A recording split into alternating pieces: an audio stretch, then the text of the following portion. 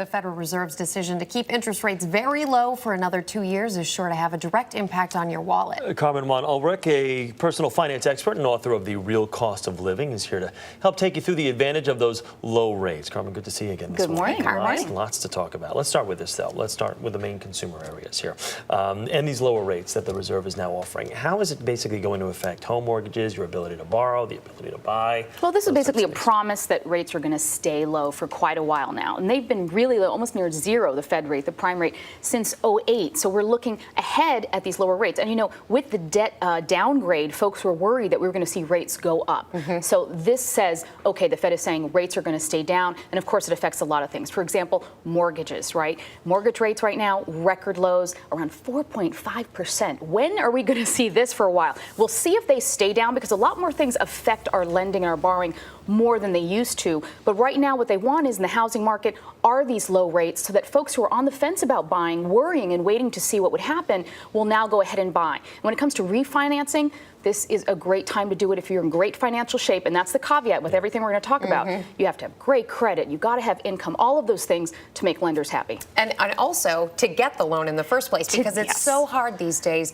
Even if you have pretty good credit, it's still hard to get it. Is that going to change in any way? Do you think the banks are going to loosen up on their standards and have a little less risk aversion? Well, they are waiting for two things. One, that the job market recovers such, because, of course, you have to have that stable income, and also that the housing market stabilizes a little bit. Because don't forget, what we saw was this massive influx of borrowing and lending, which created the bubble in the first place. So there was a huge contraction, and lenders are now scared to lend. If you think about it, if the lender's going to put up 80% on a home and your housing market drops 30%, the risk is just so much bigger. Not that that's going to happen, but they are kind of scared straight as to who they're going to allow to borrow and take advantage of these low rates. If they're that scared, why shouldn't people who are going to go out and buy a home be scared then too?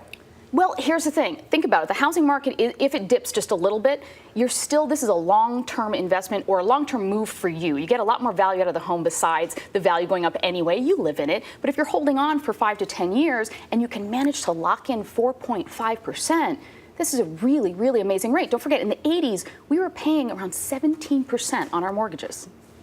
Big difference now. It is. And that's like thousands and thousands of dollars in terms of what you owe in the home. Hundreds of thousands of dollars over the life of any loan, but even on a monthly basis, tremendous savings. Yeah, my folks tell me those stories, and it's tough to fathom that type of percentage. Let's talk about auto loans now. Sure. Auto loans, listen, most of them are fixed, so if you have one already, nothing's going to happen. But if you are in the market, and we got to say this is one of the bright spots in the economy lately, actually, is auto sales are pretty up. We're talking really low rates. We're talking if you have great credit, at around 6% or lower, and there's so many incentives for buying. So this is still now good news for the auto lending and auto market. And you talked about this yesterday, credit card debt, because that really, as much as interest rates can be low, credit card debt still, the actual rate you pay on it still continues to climb. And you know what? Credit cards, when it comes to borrowing and lending, this is like a rogue element in this whole process here, because credit card companies also base their rates on what is their policy in terms of default rates were incredibly high in '08. So again, they're going to make it more expensive for you to borrow, whether or not the Fed rate stays down or not.